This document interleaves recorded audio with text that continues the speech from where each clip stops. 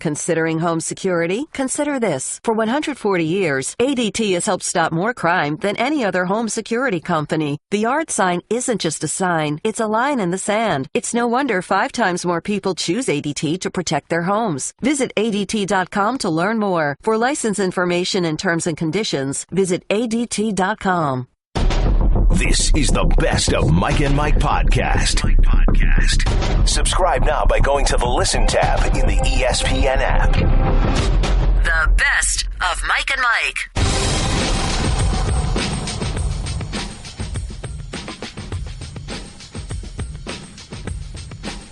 Good morning. We are back in Better Than Ever. Mike and Mike, presented by Progressive Insurance. Our guests on the Shell Pennzoil Performance Line. And so, let it be said, once and for all, on this final Halloween that we will share, to quote the great Denny Green, they are who we thought they were. Mike and Mike are who we thought they were. We are dumb and dumber. So let it be written. So let it be dumber. Happy Halloween, one and all. We look fabulous. I think we do as well.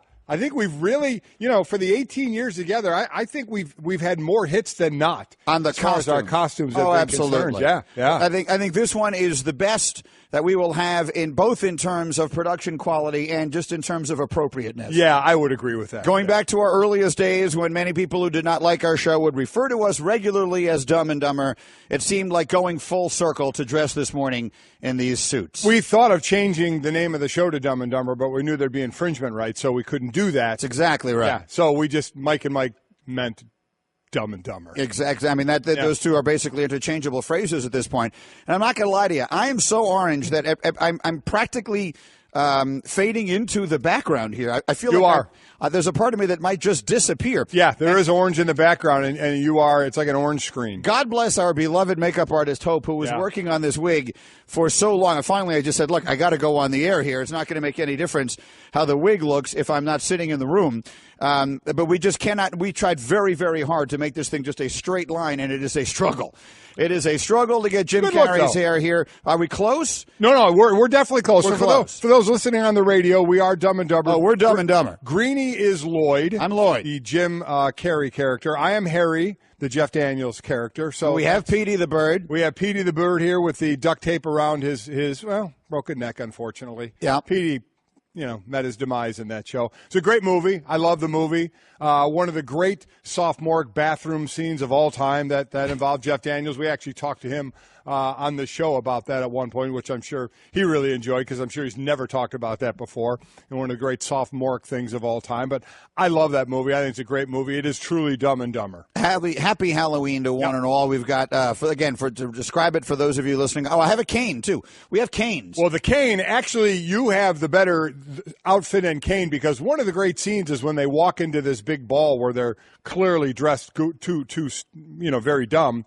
Your character, Lloyd, just cracks. I believe it's Lloyd. Lloyd hits Harry, right? Harry doesn't hit Lloyd with this cane right in the back of the knees. I mean, a real whack that we could reenact. But if you were to hit me with that cane, this show would end today and not November 17th. Yeah, we still got 2.5 weeks here, so I got to get through this. But one way or another, they got the Halloween costumes going here. We've got the staff dressed up a little bit. We got Bickler over there wearing a cowboy hat. He officially looks 9. Yeah, he really is. It's come full circle. He is officially 9 years old over there, printing tweets for us all morning long. And I don't know what Hembo is. Hembo, is he wearing a donut around his face, or is that a donut-looking toilet seat around his face? I can't really tell. It almost looks like a little bit like a baby. Also, is he like trying to be like a little bit of a newborn baby? I don't know what he's doing over there. I don't. That's the worst costume I've ever seen in my entire life. It's horrible. He said he put a donut on his face, so he thought now I would listen to him if he were dressed like a donut. Yeah, and perhaps you will. No, I won't. But one way or another, so here we are in our Halloween get-ups, and we'll make sure we get plenty of pictures out there and everything else for those of you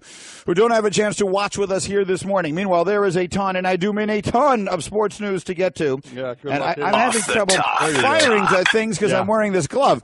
Let's start with the Monday Night Football game. Kansas City wins in an ugly affair that features 7 turnovers. Unfortunately, 5 of them from the Denver Broncos, and many of those from my quarterback, Trevor Siemian. Yeah, Vance Joseph, I talked about before the game, not talking about a quarterback switch. After the game, the words anything possible hit. I think we're about to see the end, at least for the time being, of Trevor Siemian. Listen, there were 4 drops as well.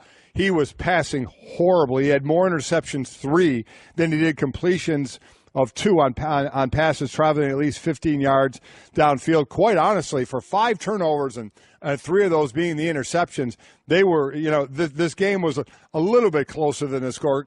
Kansas City jumped out to that 14-zip lead, and then they relied on 5 field goals they had from their kicker, Harrison Butker. Love that name. Me too. This rookie from Georgia State missed his first kick that he ever kicked in his NFL career, and that was made 18 straight. He's doing extremely well for them. This really was an ugly game. What you take away from this is Kansas City, are they one of the power teams? Can they put it together? Travis Kelce was a monster in this game, just like he normally is against Denver. Last year against Denver, he had 19 receptions in the 2 games. Last night he had over 7 receptions, over 100 yards, and a touchdown as well. So we know he's a big part of the offense. Kareem Hunt was, for the first time, held under 100 scrimmage yards, because that's the one thing we know about Denver. They have a great defense. They need their offense to come along for a little bit of the ride. And as far as Kansas City is concerned, someone made this observation to me.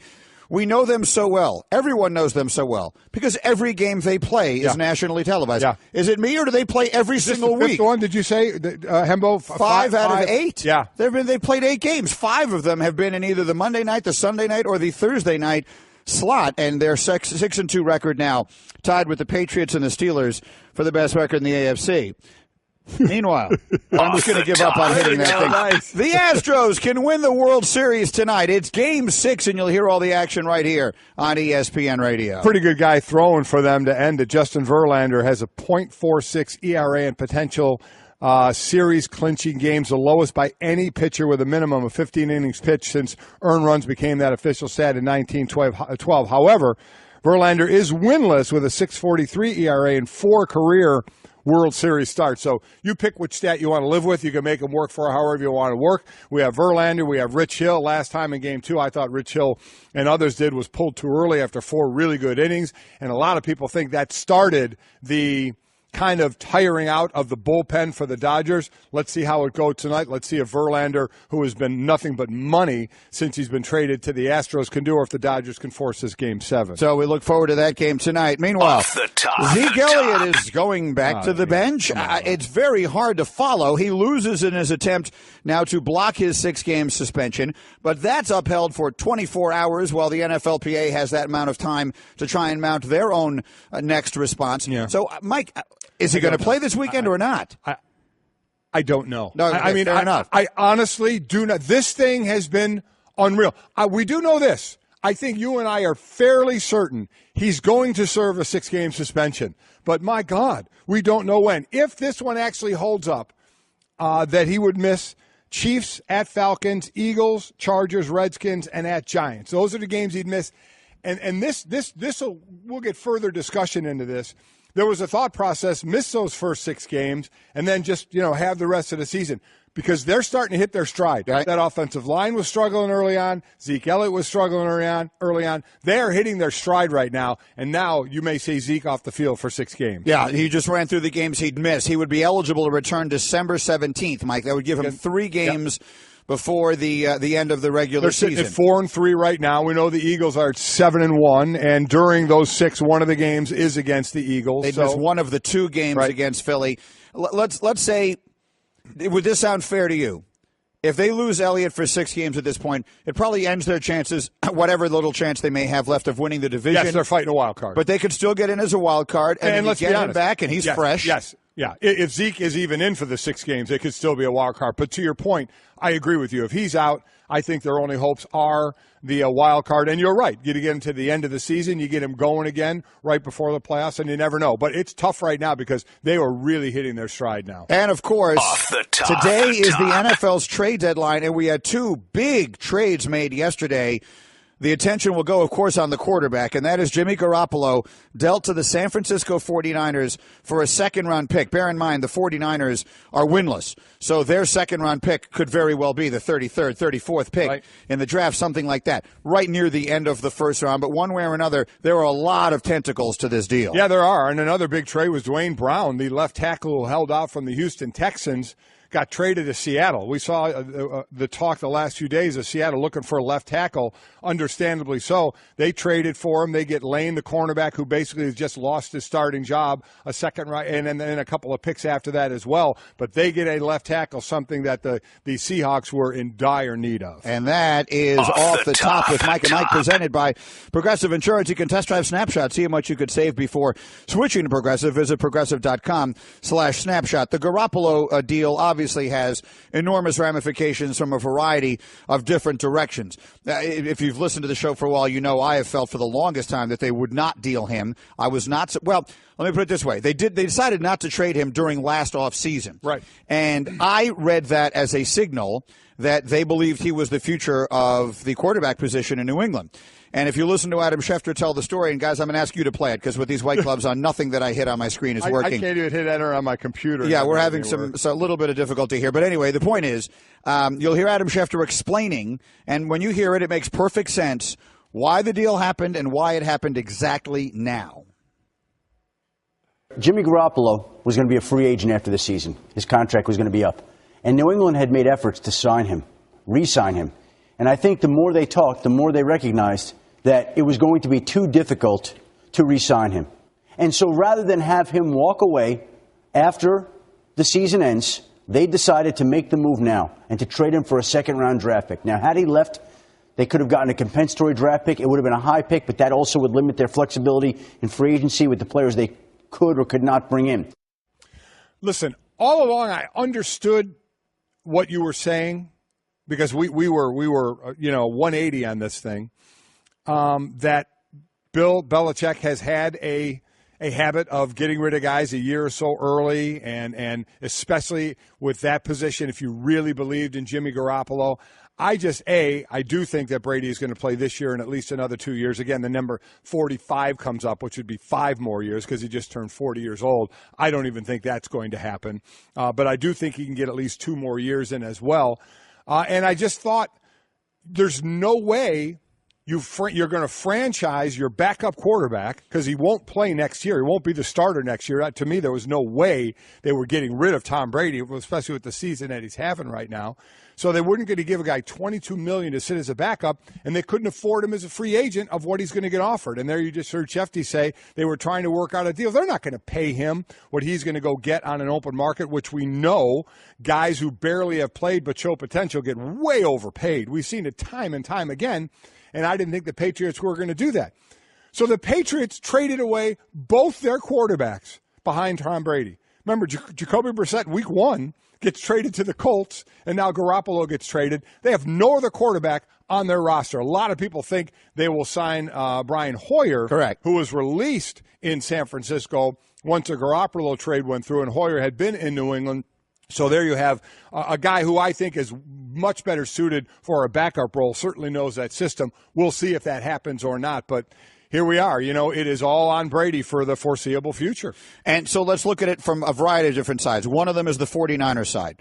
They had a lot of different options here, and everyone has looked at them and looked at Kirk Cousins, right, and assumed that was a likely landing spot because Kyle Shanahan was Cousins' offensive coordinator at the beginning of Cousins' career in Washington. Obviously, they didn't decide to wait on that. There are a variety of reasons why. There are no assurances they'll get Cousins, and he is going to be extraordinarily expensive. Right. Whatever it is they re-signed Garoppolo for, it'll be real money, but it won't be what Cousins is going to get. And you know what? They may have to tag Garoppolo. Who knows? And that'll be then in the $20 million. So it would actually be in the area of what the average of what they would pay Cousins is, but it wouldn't be that monster contract, at least for another year if they franchise him. Garoppolo in San Francisco, you're talking about. Yeah, so we'll see. I mean, well, you're right. Maybe they haven't had any conversations ahead of time about what it might take. One way or another, he goes out there. That's the decision they make. This is a quarterback-loaded draft, yep, where I feel like as the season has gone on, and they'll all get reinflated as we get into the offseason. But I feel like as the season has gone on, the draft stock, the desirability of all of these high-profile quarterbacks has diminished, has decreased as the year has gone on. So maybe they've fallen out of love with that, and they found this opportunity. As far as the Patriots making this move here, it does surprise me. I think you just laid it out exactly right, and in the end, you were exactly right. They just decided they weren't going to spend all that money, and they are going to hitch their wagon to Brady going out into the future. It surprises me because Garoppolo is the guy that I thought they had decided would eventually be the quarterback. And now I guess if they figure they don't need one for 3 years, it doesn't make any difference. They need Brady to listen, I understand all of that. I understand the health he keeps, and I understand he doesn't eat any ice cream and everything that's not avocado. I understand all that stuff. But now, let me tell you, this is a guy who was taking a beating in the first half of the season at the age of 40. And look, they kept him for half the season. They probably could have gotten a first-round draft pick in last year's draft. In some regards, maybe a second-round pick is almost the very top of the second round is more desirable. Because of and I disagree there. It doesn't matter. We'll never know. I didn't think they were going to get a first for him. But to your point, yeah, that second round is a 4-year deal, not that 5-year deal. So I understand where you're going there. Certainly the players, I think, at the end of the day, like it better. What's interesting is that this is now the 5th quarterback the Patriots have traded under Bill Belichick. Yeah. The 5th. And not one of them went on to have a winning record anywhere. Drew Bledsoe went to the Bills, 35-35. Matt Castle went to the Chiefs, 26-40. Ryan Mallett to the Texans, 3-5. Jacoby Brissett to the Colts, 2-5. And now Jimmy Garoppolo goes to the 49ers. So we'll see what happens. I know there's a lot of love for Garoppolo, and he's had 2 starts. And had an 88 quarterback rating, and everybody fell in love with it. And then he got hurt, and then Jacoby Brissett actually got some time when Brady was serving his suspension. But, we say it all the time, but it always happens. They're overvalued quarterbacks, but we understand why. We get it. And guys get overpaid with 2 starts. You think, oh, my God, what we can do with him, we're going to give him a ton of money. He's going to make a lot of money. The thing about it is you get a little test in San Francisco, don't you? Now you get him there, you get him to learn the system, you get him on the field, and you can kind of see what you have a little bit as well. I think that does a lot for you as well. How quickly do you think he becomes a starter? Hoyer wasn't starting the last few weeks anyway. It was C.J. Beathard, the rookie there from Iowa. I would say a couple of weeks. I mean, from all we hear, he's a smart player. I don't know him. I've just seen him play. We know Belichick liked him, but he did just trade him. I think the trade, though, had to happen. I think you were stuck between a rock and a hard place. Again, you weren't going to pay him what you were going to have to pay him to keep him as a backup. But I would think a couple of weeks, and he could be in there. They've got 2 weeks, and then they're bye, and then maybe you'll see him Sunday, November 26th against Seattle, which will give you 6 games the rest of the season one way or another. Let's put Louis Riddick at the mics. At the mics brought to you by Dave & Buster's. Watch the games and play the games at your football headquarters, Dave & Buster's. Here's Louis Riddick's thought on the trade. You would assume that in 2018, the Patriots thought that there was no way they're going to be able to sign Jimmy to a long-term extension. Franchising him wasn't an option. Look, this is the most economically driven football team in the NFL. I just don't see them tying that kind of cap money into 2 quarterbacks. So they figure we better go ahead and get something of real value now instead of waiting on a compensatory pick when we can kind of control the market here and see what we can get for him. From San Francisco, I think, gets their quarterback of the future. Look, there's teams out there like Cleveland Browns fans are always hitting me up on Twitter saying, we shouldn't be trying to get a quarterback right now. We don't have the pieces. Yeah, wrong. Right. Get your quarterback and keep building around. That's what Kyle Shanahan just did. He got a guy who right now he feels as though can lead them in the future. So it's a good move for them. And it'll be interesting for Garoppolo as far as there. I mean, obviously they can franchise tag him, and he can't go anywhere at that point. That's the whole idea of that. But what if they don't? What if they're trying to work out a deal? What if other teams get involved? They always have that in their hip pocket to say, you're not going anywhere, we're going to tag you. But, if all of a sudden other teams are bidding for him, what number would he come at if he's not tagged? What number would he go at? I end up thinking, I mean, they're not now going to have to pay that huge money for Kirk Cousins. We all know where that number is going to be. It's going to be north of $100 million. But what's Garoppolo? He's going to get, in my opinion, way overpaid for what he's shown on the field, and we're going for the P word again here, potential. But that's what happens. There's no sense in arguing about it. It's going to happen. But like I said, they always had that franchise tag in their back pocket. So the 49ers make their decision. They'll go with Jimmy Garoppolo going forward. The Patriots make theirs. They couldn't afford to keep him and Brady, and they are hitching their wagon to the greatest quarterback of all time and counting on him doing something that's never been done before. Now, Brady has made a career of doing things that have never been done before. He's won more championships, won more games, thrown more touchdowns. He's done everything better than anyone else has before. But now we're going into an entirely new area, because Belichick is 100% counting now on Brady playing another 2 years. I mean, that's basically what it's got to be. It's got to be this one more, maybe 2 more for this to be the right decision. And if he does, then it was a brilliant move. No question about it. And if he does, then he is right in front of our eyes. He's rewriting what we think of as an aging quarterback. And look, I don't want to compare the two, but, times do change and things move forward. I was just talking to a friend of mine this week who said that he went to a benefit over the weekend, and Tony Bennett sang. Mm-hmm. Tony Bennett is 91 years old. And he said he got up there, and if you closed your eyes, you wouldn't know that he wasn't 61 years old. So, different people do things at different ages, and as you learn to take better care of yourself, maybe this will be the first of many that will say, all of a sudden, 40 isn't too old to play the quarterback position. Maybe this will be the beginning of a total paradigm shift. But for the moment, it feels to me like a risky move. And that's why all along I didn't think they were going to do it. It is a risky move because it hasn't been done. But we go into new areas all the time. We learn new things. And we grow in different ways. So I'm with you. I mean, it is risky, but do you feel like he's doing it without a net now? Like the Patriots have no net. Like when the Colts lost Peyton Manning that year, they became the worst team in football. They have no net for the future. Yeah, what you're talking about. Well, even this year, I mean, if Brady, if they'll sign Brian Hoyer, if they bring in Brian Hoyer, I mean, Brian Hoyer, Jimmy Garoppolo, one's been in the league forever, the other's got 2 starts. I don't know. I mean, they both know the system. So, I mean, are we? Garoppolo, well, I mean, the same team just cut Hoyer and traded a second-round pick and is going to give millions of dollars to Garoppolo. Yeah. So, I mean, Garoppolo has been there for the last 3.5 years, knows the system better, has played in it. Well, Hoyer was in the system. Hoyer was there. Hoyer's a smart player. Yeah. So I think that's a wash. I don't think a whole lot of that. I think this was they couldn't hang on to him for the future, so they wanted to get for him right now. Oh, no, clearly. That's the reason that they did it. No, I don't think they're – if they sign Brian Hoyer, do I think they're worse off? Not really. I don't think they're worse off if they have to go to their backup. I think Brian Hoyer is a really good backup quarterback to come in and be of service that way, where you don't have to count him on a consistent basis, game after game after game after game, but come in and fill in if need be. So you're saying that in the unlikely event, and no one hopes this happens, regardless of what team you root for, that Brady gets hurt and cannot play, they have as good a chance to go deep into the playoffs, et cetera, with Hoyer as they would with Garoppolo. Garoppolo, how many games were there when Brady was suspended? How many were there? How many did he miss? 4. Oh, he missed. He got hurt in the third one, right? No. My point is that Garoppolo couldn't even make it 4 games. Oh, right. I mean, Brady was out for 4 games. Garoppolo couldn't even go 4 games. Brissett came in and started that one. So what do we have to go on there? I mean, okay, fair enough. Maybe you're right. Look, I mean, maybe it won't make any difference. Right. And that's what they're counting on, I think, more than anything else. Absolutely. Is that it won't wind up making any difference because Brady will be standing when the whole season comes to an end. The best of Mike and Mike. Happy Halloween from all of us to all of you.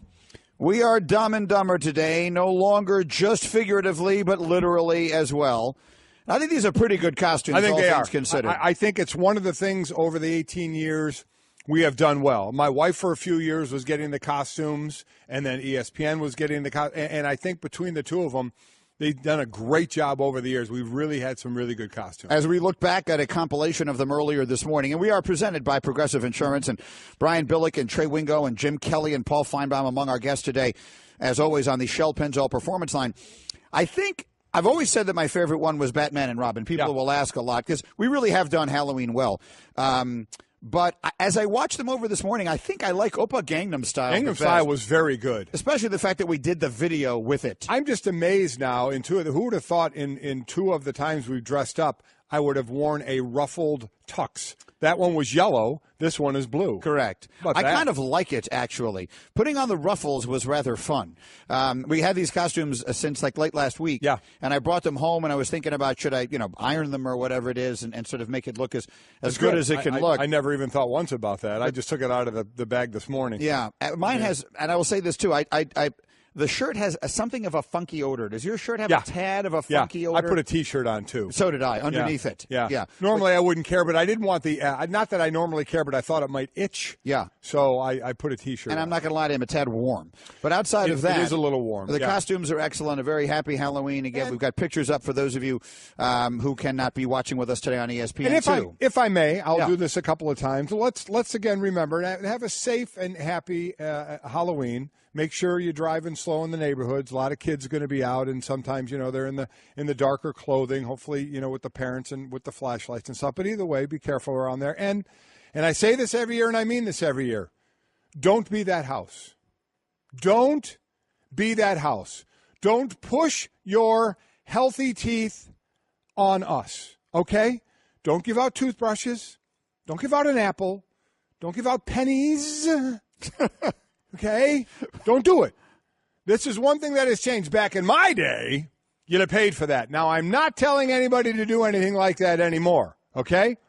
But let's give out candy. I remember tweeting last week where I was doing tweets about what kind of giver are you on Halloween. They listed the different kind of candies you may give. And I said the one that just happened to say legendary when you give out the big bars. And I put that one down. And someone tweeted back, great, 12 grams of saturated fat. All I said back was, shut up!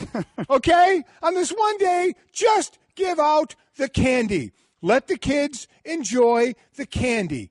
That's all I got to say. Don't be that house. It's not just the kids who enjoy the candy. How much of the candy do you take? What percentage of take a vig off the top went for the house? Yeah, absolutely. I miss that terribly. I really do. Of all the things as my kids have grown up that I miss. If I would make a list of them, and it would be a long list, but walking around trick-or-treating with them in their little costumes and ringing on the doorbells, I miss that about as much as I miss anything. It was fantastic. A quick story about that one time. We were rolling around with you're right. That was just I miss that terribly. Absolutely the best stuff.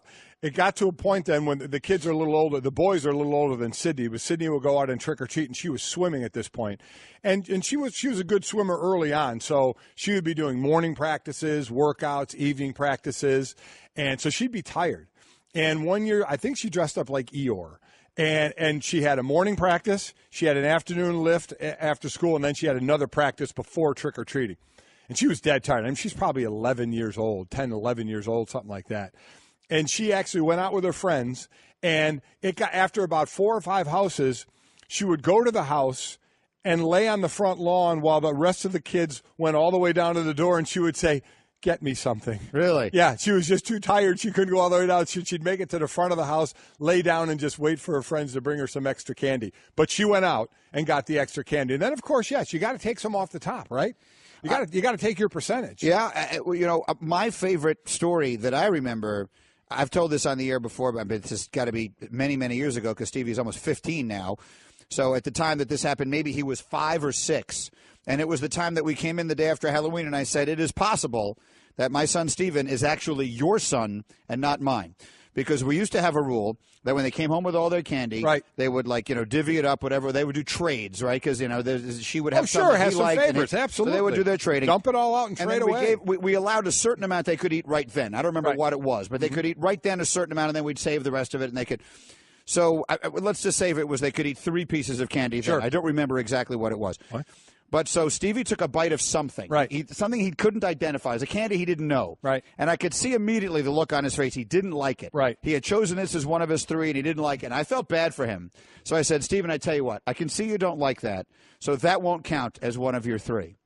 And it took about a second, and then I saw it might as well have actually been a little light bulb that went on over his head. Oh. He picked up another one. He took a bite, and he goes, Dad, I don't like this one. That's a good move out of that kid. And Stace looks at me and says, there's nothing you can do. Nothing you can do. Nothing. He outsmarted you. You went down that road. He did. He outsmarted me on that one. And what a sugar high he was on from that night. I learned a valuable lesson. I never saw that. You had a rule like that, only 3 pieces. I forget exactly what it was. I told the kids, listen, you can finish your bucket. Go ahead. Have a ball. Now, we had different rules of those kinds. But we do give out candy. We'll be giving out candy at the Greenberg household tonight as well. And one last thing. I know Mike had a poll this morning about it, my son in his show, First and Last, about candy corn. Yeah.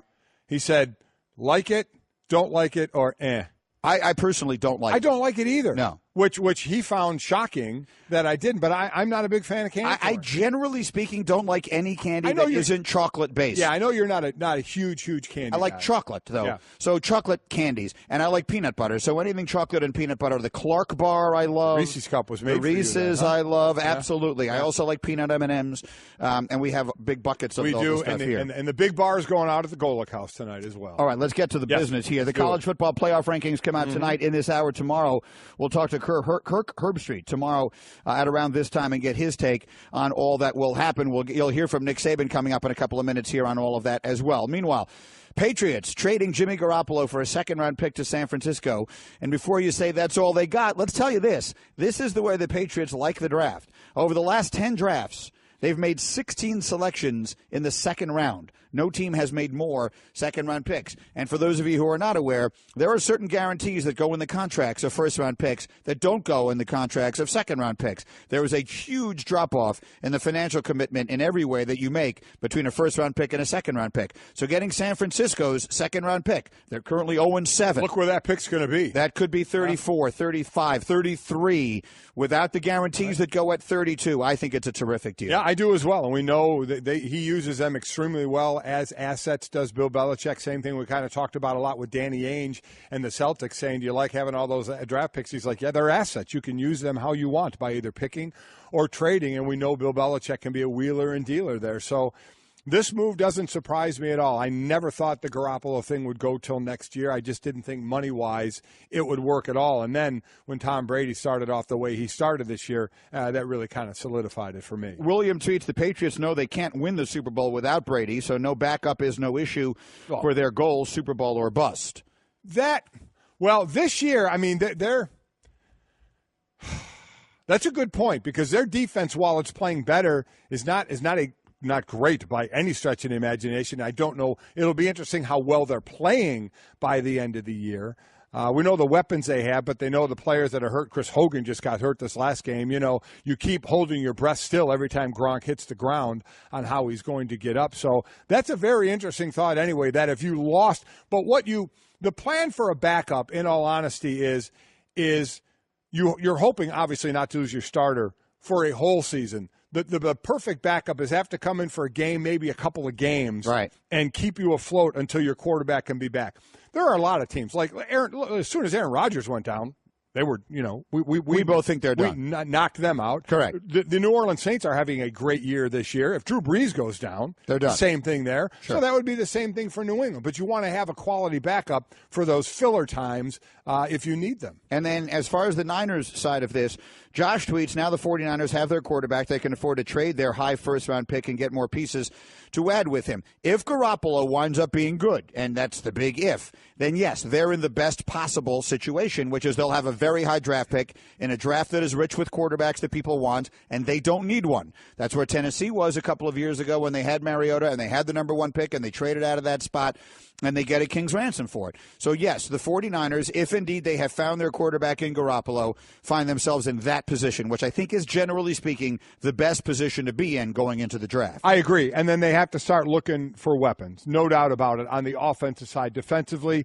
you saw them go with Solomon Thomas on the D-line, Reuben Foster at linebacker, to try and solidify up that defense. Well, everybody loved their draft last year, right? Everyone was raving I liked about their those draft guys. last Absolutely. year. And they're 0-7. Right. Well, again. Doesn't mean the draft wasn't a good draft. Here's the thing, yeah. When you sit there and say a draft, you can't expect young guys in, especially a collection of them, and say, okay, now we're leading this team. Now, Deshaun Watson is doing a great job of that, but think about the weapons he has around him to help, as opposed. I mean, so right now, you're sitting there, Pierre Garçon is their leading receiver with 40 receptions. So Carlos Hyde, their running back, is second with 31. So they're going to need more weapons out there, and they'll have the ability to try and get that. All right, keep all the Twitter reaction coming through the 1-800-Flowers.com Twitter feed. Let's get some perspective from one of our quarterbacks. Here's Matt Hasselbeck on the trade. I actually think it's brilliance once again by the New England Patriots. Really, you hold on to this guy for 8 games of the NFL season. Your starting quarterback is 40 years old. You've got Super Bowl aspirations. You have him that whole time, and yet still you get what's likely to be like the 34th pick overall, basically a first-rounder, and so they win again. I'm still amazed. Have we ever seen, Hembo said, I can't believe we have 2 quarterbacks traded from the same team during the season. Again, Jacoby Brissett went in week 1 to the Indianapolis Colts, and now we see Garoppolo go. They have no other quarterback on the roster, and that won't last. You're not going into a game, obviously, without a backup quarterback. Will they sign Brian Hoyer, who was released by the 49ers? Will they get somebody else? Certainly, if you can get someone that's familiar with the system, that would be best. But I've never seen this before. Not only that, but as soon as Garoppolo is up and ready to go, they'll all be starting. So Brady, Brissett, and Garoppolo will all be starting quarterbacks in the NFL something in the neighborhood of 2 or 3 weeks from now. They were all on the same roster on September 1st. What day did the actual Brissett trade happen? September 2nd. So on September 1st, they were all on the Patriots. On November 15th, let's call it, they will all be starting quarterbacks in the NFL. That's amazing. It's pretty remarkable. And just a reminder again that Bill Belichick has traded 5 quarterbacks away, and not one of them has a winning record. The closest is Drew Bledsoe when he was traded away is 35-35. Yeah, he had a good year or two in Buffalo. Yeah, he did. And then it went the other way. I'm saying overall, not one quarterback with a winning record. All right, Mike and Mike, we're presented by Progressive Insurance. Progressive celebrating 5 years and more than 500 cars donated to vets. To learn more, visit keystoprogress.com. Rolling on this Halloween tonight, amidst the trick-or-treating and the World Series game, we have, exclusively on ESPN, the first release of the season of the ESPN College Football Rankings. Remember, it's not a poll, it's a ranking. This is the actual committee, and they rank the teams.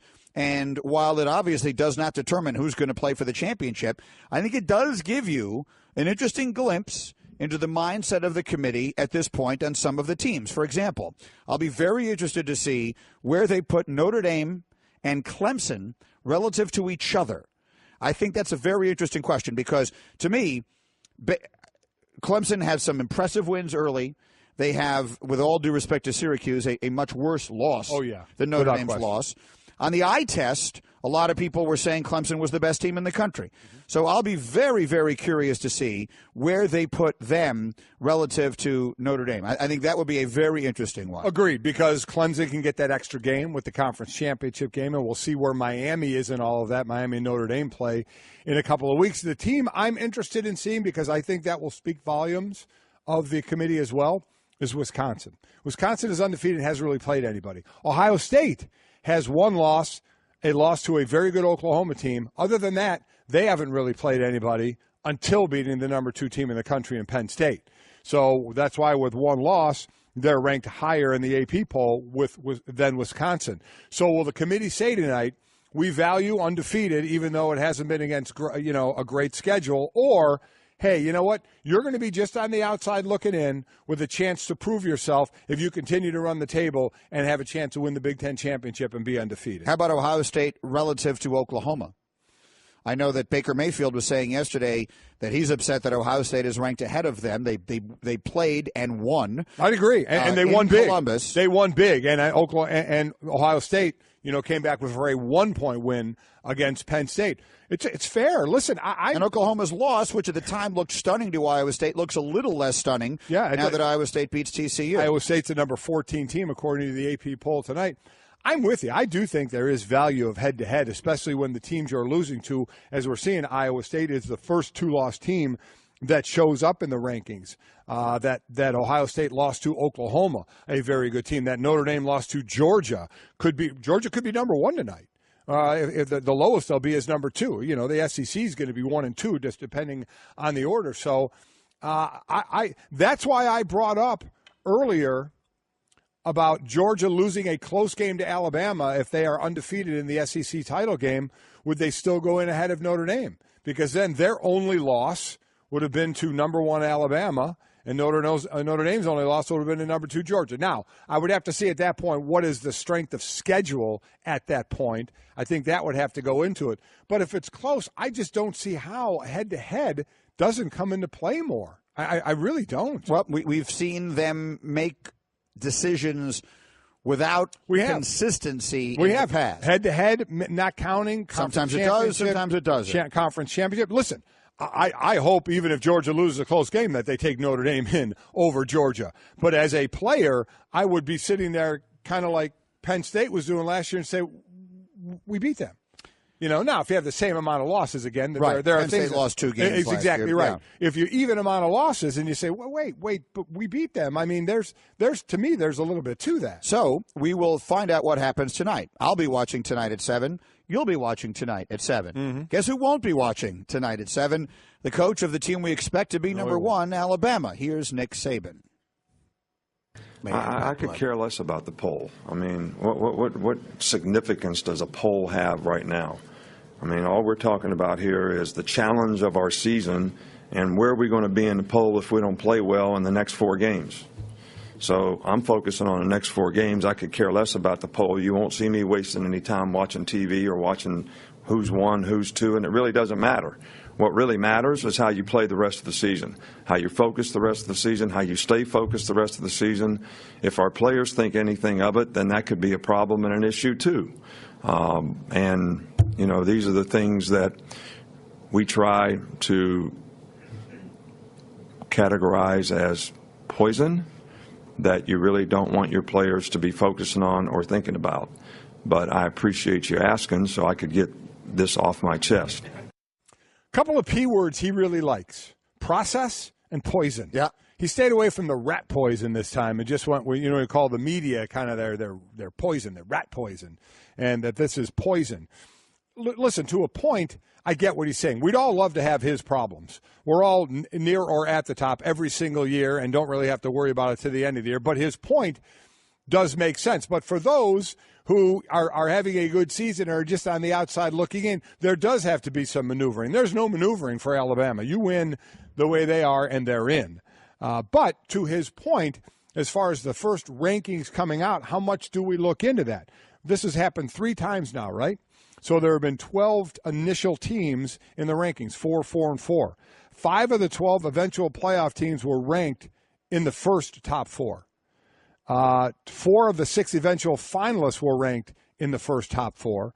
2 of the 3 eventual national champions were ranked in the top 4. Alabama 2015 and 2016 was Clemson. So just because you start there, usually half the time you're not going to, half the teams aren't going to finish up there. Right, but that means half the teams do. And that's a pretty significant number considering that we still have a full month left of the college football season. So I get it. For Nick Saban, it makes no difference because he has to be worried about his team getting ready to play this weekend. I don't. And so I think it is very significant. But I think if in a honest moment, most coaches would say that. Would say it doesn't matter. Well, it does and it doesn't. Do you know what I mean? Like it's going to matter. When they get to the end, it's going to matter. They need to keep winning or it won't matter. Right. If they do win out, then it's going to matter in a big way. Because if all these teams wind up winning the majority of the games that we expect them to win, then some of these decisions are going to happen. Like that first year, there was real controversy. TCU and Baylor getting left out. There was legitimate controversy. And that's where this stuff becomes interesting. Last year, it really wasn't all that controversial. The decisions were mostly pretty clear-cut. You did have, you had teams not winning conference championships. Right, you had Penn State, but they had 2 losses. They were easily explainable decisions that were made. Were they all the right ones? Right. You and I could debate that all we want. Right. But they could easily be explained. But if you have Clemson with 1 loss and Notre Dame with 1 loss, that's the one I keep coming to because I could easily see that happening. Clemson and Notre Dame getting to the end with 1 loss each. Clemson's the defending national champ. Notre Dame has ND on their uniforms. They do. I'm with you. Who gets in? I mean, that's a fascinating one, and they could easily both win out. They would both have enormously good schedules. They would. Enormously good. Clemson won huge games early this season, have a worse loss than Notre Dame. Notre Dame wouldn't have a conference championship in this scenario, and Clemson would. Who do they put in? I think that's very, very interesting. I agree. Clemson would have the extra game and a conference championship beating, I'm sure would be a good team, but they have a horrific loss, and Notre Dame wouldn't if they win out. So I know Herbie will have on tomorrow. He said he thinks without question if Notre Dame wins out, they are an absolute lock to be in there. I would like to believe that as well. I'm gonna hold off on that, but I would like to believe that. Also, in the initial rankings in the 3 years before, there's never been a Big 12 team, and there won't be. There's never been a Pac-12 team, and there won't be. And there's never been an independent, which there may be. Oh, yeah. I think Notre Dame has a real chance to be in the top 4. I agree as well. Definitely. Yeah. I mean, right now, they're playing as well as anybody. Yeah, they are. Yes, so, and those, there's such a randomness sometimes of the criteria by which these decisions get made. Would I be stunned if Notre Dame is 3 or 4 tonight? No, I would not. I wouldn't be at all. No. I would not. No. Mike and Mike brought to you by Upside.com. Low prices, great rewards, 6-star service. You deserve a better business trip. Upside.com. So as we prepare for Brian Billick next, here comes that first moment of the day. Is that I'm going to have to make a quick run to the men's room here during this break. Right. And this is when sometimes you forget the way you're dressed. and then you walk down the hallway like this, and everyone's just staring at you like crazy. Act like you're no different than any other day. And you walk by what? You've never seen anyone dressed like Dumb and Dumber before? And here's the other thing. You have a cane in your hand. Someone gives you a smart aleck remark, use it. That's exactly right. Anybody looks at me crooked, they're going to get – I'm bringing my cane. There you go. Of course, Ray just said, Mayor, are you bringing the cane to the bathroom? Yes, I am. Yes. I'm not going to lie to you. I enjoy the cane. The cane, I enjoy the cane. The walking stick is an underrated appendage. And you know what? This is a pretty solid. This is not a flimsy walking stick by any stretch of the imagination. This will hurt if you get thwacked by it. What if I told you some stories you need to hear to believe? It was the rivalry of the hammer and the nail, and Boston was the nail. You would hear Yankee suck at a funeral, Yankee suck at a football game. The second we said Yankee Suck t-shirts, people just crowded around us and bought them as fast as we could sell them. The all-new 30 for 30 podcast. Subscribe now on the ESPN app or Apple Podcasts. 30 for 30 podcast is presented by Mini. We're finding the best sports stories for you right now. And to do that, we're behind the wheel of the new Mini Countryman, the biggest Mini yet. Please proceed to the highlighted route. To find great sports stories, you have to get out into the world and follow your instincts. That's where the new Mini Countryman's all-wheel drive comes in handy. With all four, we can chase down a story in the city, the country, and most places in between. No matter what story you're chasing, the new Mini Countryman will help you find it. It's available now, and so are 30 for 30 podcasts. Big trades yesterday. Dwayne Brown, the big left tackle, being sent from Houston to Seattle. They desperately needed help on that offensive line, and they get some. And, of course, Garoppolo going to San Francisco. He's a far less accomplished player than Dwayne Brown, but he's a quarterback, and so people will talk about it because he's a quarterback. And, actually, the guys were scrolling through as we're waiting for Billick a minute. I saw a story pass by in front of me that suggested, I told you the Patriots have made 16 second-round picks in the last 10 years in the draft, which is more than any other team in the National Football League. And I saw a story, Stanzik, if you could find that one up there again. I just saw you were going through it as we were talking earlier. A story that suggested that second-round picks in the NFL right now are much, much more cost-efficient, not just because they're cheaper, but based upon the production you get out of them than first-round picks. I'm not sure if you can find that or if anyone's actually hearing me ask for that right now because it's not coming. There it is. A study conducted by the Worcester Polytechnic Institute says there's more value for second-round picks than first. The analysis of the past 13 seasons shows that second-rounders provide 70% of the production of first-round picks at 40% of the cost. So the head of the Department of Computer Science there says that's a significant value, and it tells me that general managers should give more value to second and third round picks. And listen, the players like it as well. I shouldn't say that out of hand. First round, your money's guaranteed, so you know that's there. It's starting in the second round. It's not, but in the second round, you have a 4-year deal as opposed to that 5-year deal, and that 5-year is a team option in the first round, so they can have your rights there. And when you're playing really well, you see situations like an Aaron Donald holding out guys after that third year, going into that fourth year, trying to get deals done before the fifth-year option that was picked up. Second round brings a year less of that, a little less money for you, certainly, and not guaranteed.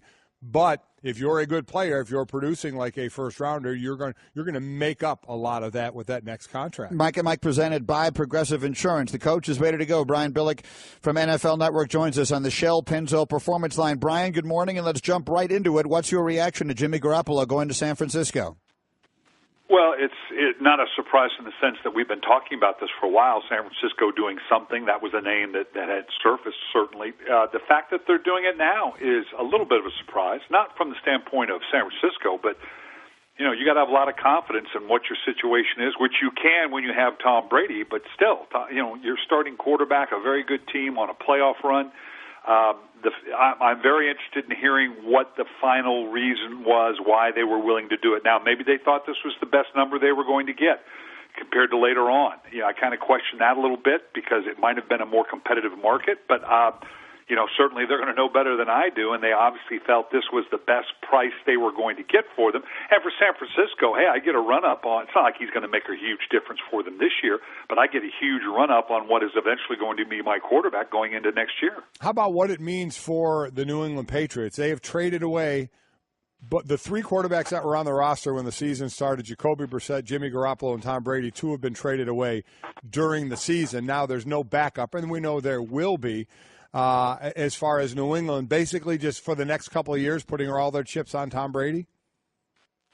Yeah, I mean, if you're going to put all your chips on somebody, that's a pretty good guy to do it. And let's go back to remember Bill Polian in the years he was in Indianapolis with Peyton Manning, and they had virtually no backup. I mean, they spent nothing on a backup. They wanted that money spent someplace else on the roster who was actually going to play. And the mentality was, look, if we lose Peyton Manning, we're done anyway. We're not going to go through the playoffs. We're not going to win a Super Bowl. So why bother putting assets into that? The Patriots could kind of be taking the same mentality. Also, they are having enough firepower now. Not that this is something the Patriots typically do. This is supposed to be a pretty good year for quarterbacks. And maybe they find one in the draft that now slips in behind to Tom Brady for an equitable number. I mean, the parameters could go on forever and ever. At the end of the day, they obviously believe Tom Brady's going to play for a while. Mike and Mike, Brian Billick is with us. And then the other trade yesterday, which won't get as much attention because it doesn't involve a quarterback, but certainly for this year is far more impactful, is Houston sending Dwayne Brown to Seattle. How quickly can a tackle get himself acclimated in a new system and a new offense and everything else to where he can make a significant difference for a team that desperately needs help on the O-line? It's instantaneous for a tackle because it's real simple. I either block the guy over me or the guy outside of me. Okay, I'm either covered or I'm not covered. It'll be instantaneous. The protection schemes that you actually run are going to be so similar, and even the verbiage to a certain degree. But I'm either manned up, I'm either comboed up, or I'm going to turn directionally one side or the other. Great move for Seattle. We've talked about that offensive line for quite a while. The way they're playing right now, and obviously Russell Wilson playing just out of his mind. Unbelievable. The defense is every bit as good as it has been. To shore up that offensive line, finally, I think it's a game changer for Seattle, for my money. I think it's a monster pickup. At one point, again, they had a starting left tackle there who was basically a basketball player. I mean, it just blows my mind. I think that was a monster trade for them. Looking at the game last night, let's start with the losing side. We know the Denver Broncos have a great defense. Trevor Siemian had a total QBR last night of 6.5. In the last 5 games, his total QBR is 17.8. Are they going to make a change at that position, and should they? How do you not? I mean, it's one of those things where Trevor Siemian has been kind of a placeholder from the beginning. He's the kind of player coaches love because he's going to go in and he does what he's told. And he's going to operate the offense, and he's not going to make a lot of mistakes technically within the offense. But he's never proven to be a guy that can really do much more than the design of the offense. And it came to fruition, obviously, against a very good defense. And if you've got to keep up with the team, now, is Paxton Lynch not healthy? You know, we obviously know what Brock Osweiler can and cannot do. Denver has been in the thick of it, although that's changing quickly. I'm a little amazed that they haven't made the move before now. Mike and Mike, Brian Billick with us. Speaking of quarterbacks, what we're seeing from Deshaun Watson, I'd love to hear it through your eyes because we've seen a lot of young quarterbacks come into the league and have an impact. There just feels like there's something a little bit different about what this kid is doing. He is so impressive in losses. It's ridiculous. A loss in Foxborough where he was brilliant. A loss in Seattle this past weekend where he was brilliant. And you saw the raves that the Richard Sherman, the rave review that Sherman offered him after the game. What are you seeing in Deshaun Watson? I don't remember a rookie quarterback coming in and looking this impressive, playing this well. Now, unique to this situation, typically your top picks, you're going to be on not a very good football team. Well, Houston's a pretty good football team. They've got good defense. They've got some assets. And Deshaun Watson, his progression, I think we talked about this before, from early on, he did typical rookie things, stared down his receiver, threw what he saw, and as soon as he got to the top of his drop, if it wasn't there, took off. The maturity, the growth that we've seen in this guy over the last couple of weeks, the term I think you're hearing more and more, he's as calm in his drop, at the top of his drop, shuffling up in the pocket. He's as calm as any rookie as I can imagine. And he's on, a 40-touchdown pace? I don't think we've seen the likes of this. The guy is incredible. And the scary thing, because obviously not only is he improving and showing he's a legitimate pro quarterback, from the pocket, and you can kind of see that's what he wants to do. He's not hesitant to run. I had this when I had Randall Cunningham. He was so focused on wanting to show, no, I am a pro pocket quarterback, hesitant to run, but when he does, it's spectacular. The scary thing is this guy just keeps getting better. This guy is as special a talent as I've seen at this position come along as a rookie in a long, long time. So obviously he solidified his spot there. We keep saying in Cleveland, or I certainly keep saying, just leave DeShone Kizer in there because you have to know. Can you know? So let's say they keep him in there, which I think they should do. You can disagree, obviously, if you'd like. At the end of this season, can you have a definitive answer after the one season of saying, yes, this is a guy we're going to keep going with, or no, we need to make another move here? Yeah, the hardest thing to do is to separate the play of a quarterback from what's going on around him, both good and bad. And with DeShone Kizer, I'm with you 100%. I'd have started him from the get-go and just left him in the whole time. You don't learn anything from the sideline. Now, this is a lot. It's a lot for a second-round pick with a team that's not very good. Can you ruin his rep or ruin him for life, so to speak?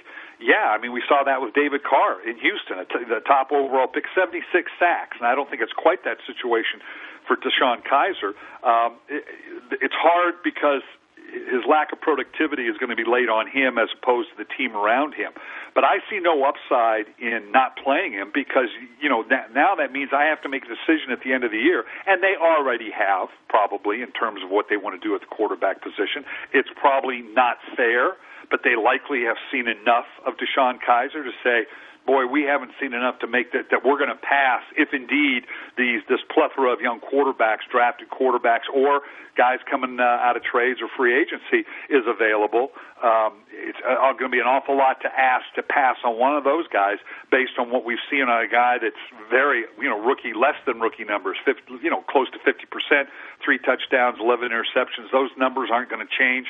I don't want to say the game looks too big for DeShone Kizer because that wouldn't be fair to him. But I certainly have not seen enough or think we're going to see enough to bypass one of these other guys. The best of Mike and Mike. Here we are, Golic, with words of wisdom on this Halloween. Mike and Mike presented by Progressive Insurance. Our guests, which will include Trey Wingo and Jim Kelly and Paul Finebaum as our morning continues, all appearing on the Shell Pennzoil Performance Line. For those of you listening on the radio, you don't yet know what all of you watching on ESPN2 do, and that is we are Dumb and Dumber today. And I'm enjoying the costume. I'm particularly enjoying the cane. The cane is the real deal. This isn't just some plastic plaything. This is a good sturdy cane, which really goes into one of the scenes when they're dressed like this. Again, for those not watching on ESPN2, Greeny is the Jim Carrey character, Lloyd, and I'm the Jeff Daniels character, Harry. When they're going into this big gala, which they dress so inappropriately for, they have a little bit of fun. And Harry, my character, as Lloyd, Jim Carrey is walking ahead, he just winds up and whacks him in the back of the knees with this cane. And this is a good sturdy cane. I'd really like to reenact that if you don't mind. No, I'd like to hit you in the back of the knees. I mind enormously. I don't even know how to put 2 words how much I mind. All right, I won't do it, but I do like the costumes. I think it's a wonderful job that was done here. There's candy everywhere. We have some of the other cast members here are dressed up as well. But we've enjoyed doing this in our 18 years. No doubt about it. We've had a lot of fun dressing. They're showing a very fun retro. They're showing all these clips over the course of the last few weeks, and we will for the next 2.5 weeks. And today, of course, appropriately, they showed a lot of our old Halloween costumes. Actually, when we were Belichick and Brady on the set in New England, we were in Foxborough on Halloween.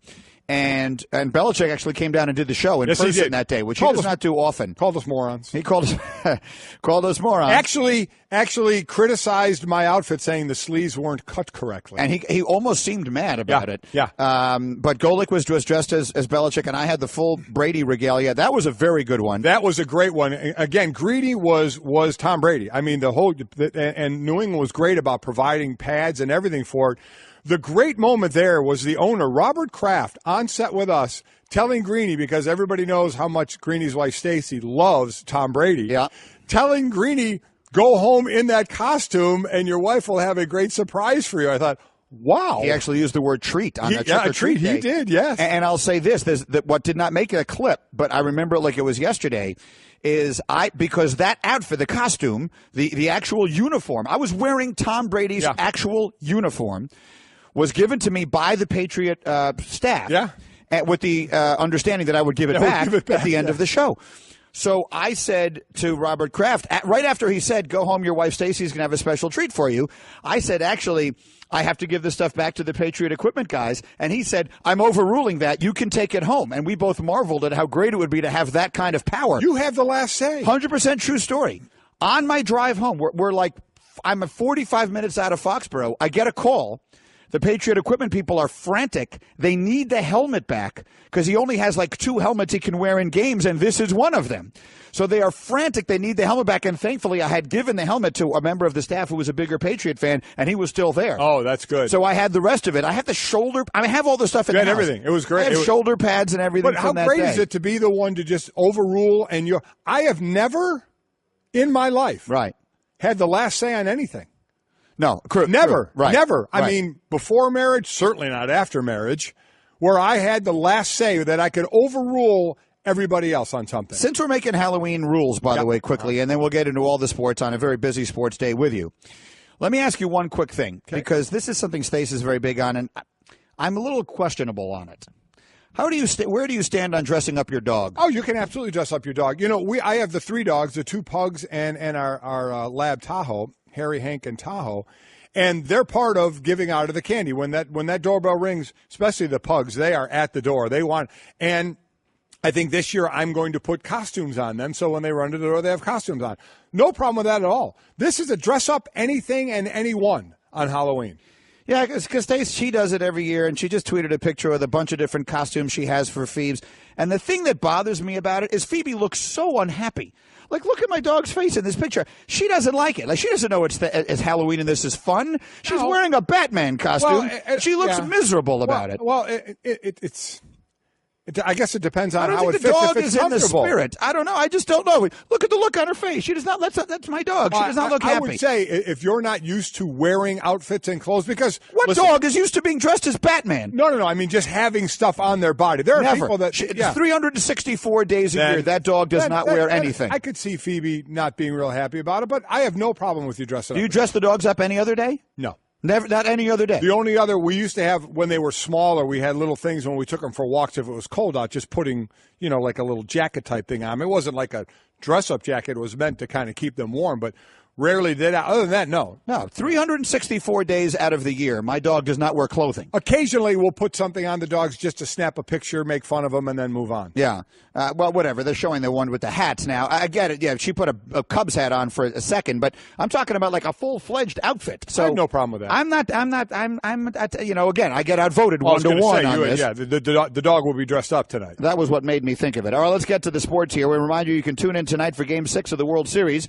Our coverage starts 7 Eastern on ESPN Radio, ESPNRadio.com, and the ESPN app, presented by AutoZone. And while I don't know exactly what the radio ratings have been, I'm sure they've been very good if they're in keeping with the television ratings, which have been extraordinarily good. Down a little from last year, which was to be expected, but up from 2 years ago. And that suggests this is part of a continuing trend. And for the second consecutive year, they went head-to-head with the NFL and won.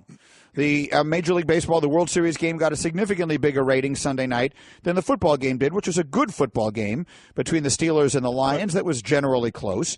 And there are a lot of different factors that are going into this, but I think if you're the people at baseball right now, if you're Manfred and those guys, I think you're feeling awful good, because the narrative for years was I remember years ago, we had like a mediocre Monday night game would go up against a World Series game and beat it. Yeah, listen, baseball is as popular now as it's been, and football, the ratings are down. It still wins in most categories for normal games and stuff, and certainly the Super Bowl.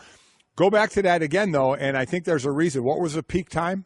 The peak time was at 11:30 at night. And that's when the football game ended. Right, so a lot of people probably switched over. The football game ended, they switched over. But still, they outrated the football. So, yeah, and believe me, leagues take notice of that. Yeah, of course. And you know, it doesn't have to necessarily be part of a significant trend on either side. The NFL's got to get a bunch of stuff together.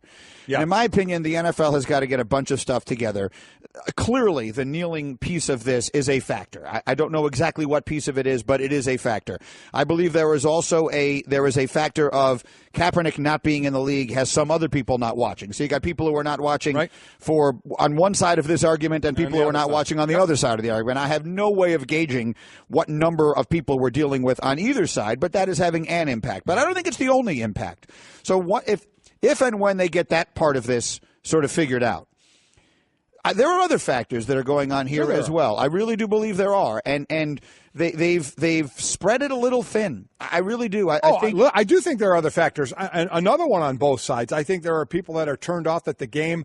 You see a good hit now and it's flagged, and people are sick of that. I think also now you see people see a big hit, and now where it was, oh my God, that was awesome, is now, oh my God, what does that mean for that guy? 20 years, I don't want to watch that anymore. Correct. So I think there's both sides of that coin as well. And I don't know the answer to fixing that because it's on both sides of the coin. I think the violence inherent in football was always one of its biggest selling points. Oh, I mean, people lusted for that without question. And you were right. I think there's been a change in that, two-part change. One of it is that it has we've seen the devastating effects that it has had on relatively recent heroes of the game. Right. And secondly, the sport has drawn a lot of casual fans who are into it for the numbers. They're into it for the fantasy and all that kind of stuff. They were never into it for the big hits. Right. So all they know is a world of football where those, in their minds, big hit equals CTE. Obviously, it isn't as simple as that. You and I both know it isn't as simple as that. But a new fan who they've heard of, a big hit, well, maybe he's going to have CTE. I think that there is a correlation between that, particularly amongst casual fans who've gotten into it because I got a fantasy league. There's a fantasy in my league in my office. I'm going to play that. I'm playing it with family. I'm playing it with friends. You get into it. That part of it is fun. Yeah. And the third piece is a lot of those people have figured out, even I to a degree have figured out, you don't have to watch the games to get that. Like, you can watch this Red Zone channel, which I said once before is, after the heart and lung machine, the greatest invention that we had in American history, has also made watching an entire game a lot less interesting. Yeah. So I think there are a lot of factors going on here they got to get their arms around. Well, some are fixable, and some are just kind of the way they are now, and I don't know if some are fixable. So, it's a matter of what they can do. The whole protest, Colin Kaepernick, I think that's going to go away in time. And then it's just going to be a matter of those that have said, I'm done with NFL, are they going to come back or are they not? Some will, some may not. The piece of it that is interesting to me that I wonder is the league has made a lot of short-term money decisions. They've made a lot of decisions that made them a lot of money in the short term. For example, the Thursday night games. Right. People watch.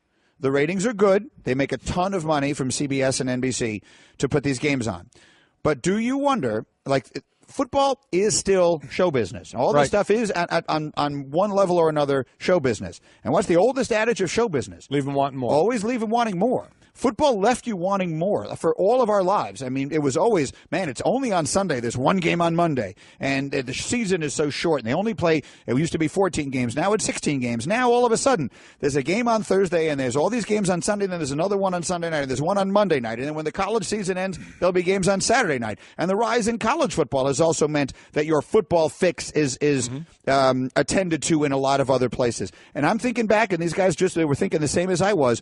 Mark Cuban said not so long ago, pigs get fat, hogs get slaughtered, and they're getting hoggy. I do believe that. I think that they took a lot of money in the short term took a lot that of money. I think in the long run is having an impact on them. I have no idea about. I don't know the ratings for that game. I mean, are we looking at it from that side? We're looking at it from the health side of the players that they bring up. There has been no indication to show there are more injuries on Thursday than any other day. And last year we talked about how bad the games are. This year there have been games that have been really good. Yeah. So I don't know. I don't know if are the ratings down enough that offset the money they're making for it. I highly doubt it. Oh, no, not yet. No. Certainly not. No, the league is awash in money. That isn't going to change anytime, particularly soon. So do we think 3 years? We're talking about a long term. Do we think 3 years from now, 5 years from now? Well, let's see what happens when the TV deals Thursday come games up. Anymore? I think that when the next TV deals come up, let's see what they're worth. All this money, all these billions they're getting from us and from all the other networks. Let's see if they're still worth that. Now, what could balance that on the other side is Does Amazon get in on this party? Right. Does Google get in on this party? Yeah, where are we by the time the next – and I don't know when the next TV deal comes up, but where have we gone technology-wise, and who else is involved? And what impact does that have? Look, the world is changing faster than it ever has before in the whole history of civilization. And so anyone who sits and tries to predict exactly where things are going to be 5 years from now is kidding themselves, because 10 years ago we didn't have iPhones. No. Right? And now the notion of living without one seems impossible to fathom. So anyway, that's sort of a long soliloquy on next to nothing. The World Series continues tonight. Let me give you one good stat on that, and then we'll get Bubba in here for Love It or Shove It. But there was a really interesting stat that our very own Hembo tweeted yesterday that is quite a remarkable statistic. Okay, so we are 5 games into the World Series. Where is it here? I had it. Hembo stat. That we are 5 games into the World Series. There have been 81 hits in the World Series. 39 of them have been singles, and 42 of them have been extra base hits. In the World Series, and we know 22 of those have been home runs. Right? So there have been more extra base hits in the World Series than there have been singles. That's pretty remarkable when you think about it. And over half of the extra base hits have been home runs. It would be the first series, if it stays that way, the first series in postseason history in which the number of extra base hits exceeds the number of singles. Look, you and I were kind of bemoaning all the home runs, but maybe that's another reason that people are watching. Yeah. There's a lot of home runs, which means a lot of things. One is a game is never over. Right. Right? A 3-run lead, a 4-run lead, these games aren't over. So, baseball, they're having themselves a very good month. They're having themselves a very good couple of years. Good for them. After what was a negative narrative on the sport for a long time, they've turned that around. We're Mike and Mike, Trey Wingo, Jim Kelly, Paul Finebaum still to come on the Shell Pennzoil Performance Line. We are presented by Progressive Insurance, and right now we present the one and only Brendan Bubba Peregrine, our disheveled former board operator, who joins us on this Halloween for Love It or Shove It. Good morning, Bubba. Hello, Lloyd, Harry. What's up, guys? Where do we find you today? Well, I'm in a diner. Yeah. I was supposed to have a hat on, but it was poorly produced by the guys up in the control room. So let me give you this clue, all right? Okay. You can see who I am. Who's the dead man that hit me with the salt shaker? Okay. Oh, you're Seabass. You're Seabass. You are Seabass in the diner scene of Dumb and Dumber. Oh, yeah. Where we You going to eat that? We sucker you into buying our meal. Sure. Yeah, that's exactly right. Naked 4 Boilermakers. Played by Cam Neely. Oh, yeah. How about that? Sure. Great. You got a little of that working for you here, and the backdrop that we got of the diner is good. Wow, I liked that scene. You got up and you ran after us. Yeah. Didn't catch us. Slow of foot that you are. I kind of got you guys eventually, but that is true. That's right. In this particular case, the bathroom scene was an interesting scene. We've got the Canes. Anyway, we are Dumb and Dumber and Seabass on this Love It or Shove It Halloween edition. Go ahead, Bubba. All right, say hi to Flo. Trevor Siemian will not start for the Broncos against the Eagles this week. Love it or shove it. Well, I shove it. It doesn't mean it won't happen, but boy, do I shove it. Look, you know how hard I root for Trevor. He is a Northwestern product, and he's, again, the first regular starting quarterback we've had in the NFL since Otto Graham. So I root for him unabashedly, so I will shove it if he does get benched. Do I think he's going to get benched? I think there's a very good chance. Now, we're showing Brock Osweiler, but what Shefty reported earlier this morning is that if he does get benched, it would most likely be for Paxton Lynch. So how do you go into it? Do you let him start the game and see how he's going to do, but have a quick hook? Or would you rather go into it and say, you know what, let's give the other starter, if it's Paxton Lynch, all the reps at number 1, because that's the other difference is if you start Simeon, that means you got all the reps at number 1 unless you're splitting them during the week, and then you would change quarterbacks. I think he's going to lose his job. I'm not so sure. No, I'm just going to say I love it. I think he's not going to start this week. Sorry. So you love it, I shove it, but we both think it's going to happen. Yep. Bubba, next. All right. the 84 Sheepdog. Yeah. That one I know. Kirk Cousins will be the starting quarterback for Washington next season. Love it or shove it? I think I'm going to shove it. I don't think he'll be there. I don't think they're going to tag him. It's just way, way too much money to do it the third time. So if he's on that open market, I think he's going to go elsewhere. And we've mentioned some of the possibilities of where he can go, and he's going to get paid big money to do it. So I will shove that. I say he will not be in Washington next year. I agree. I think if they were going to have a deal done with him, it would have happened already. You can say they've mishandled this terribly. There's a lot of question in different people's minds over just how good just how good is he? I mean, I think the obvious answer to that is he's good enough. But what exactly does that mean? Is he Is he elite level good enough? I mean, can he get to elite level good enough, Mike? In your mind, how good a quarterback is Kirk Cousins? Oh, I think we're kind of seeing what he is. Some years could be a little better, some a little worse. I think, as we say for veterans, they mostly level out to what their career is going to be, but it gets magnified as a quarterback, so he's going to make a ton of bank for it. Bubba, love it or shove it. Next. Ohio State will be ranked ahead of Oklahoma in tonight's CFP rankings. Love it or shove it. Before last week's games, Ohio State's strength of schedule was 54th and Oklahoma's was 19th. And then, obviously, Ohio State played Penn State. That certainly helped it after that. And Oklahoma destroyed Ohio State at Ohio State. So they're going, hey, wait, head-to-head. Their loss was to an Iowa State team that was not ranked at all when they lost to them. But it is Iowa now. State is now, and you'll take that into consideration. But I think Ohio State is going to be ranked ahead of Oklahoma, whether we agree with it or not. So the way that's questioned, I love it. I think Ohio State will be ranked ahead of Oklahoma. And I'm going to shove it and agree with you. I think that I shove it because I do not think it's right. I think that Ohio State will be ranked ahead of them because there is this recency bias that has always existed in college football, which is the one thing these humans in that room have the ability to get rid of.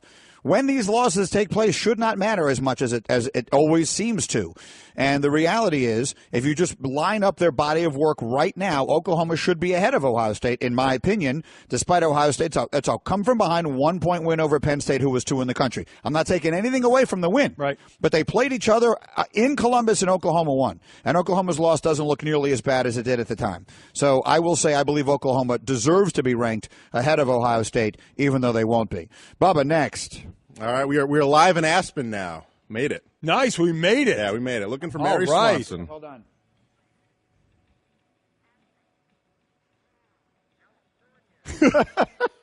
It is beautiful. Absolutely. The Buffalo Bills will break the longest playoff drought in the 4 major sports this season. Love it or shove it. I think I do. Go ahead. No, go ahead. You go. I think I love it. Even if New England wins that division, you start to look at the wild cards. Baltimore's 500 right now. Jacksonville is 4-3, tied with Tennessee.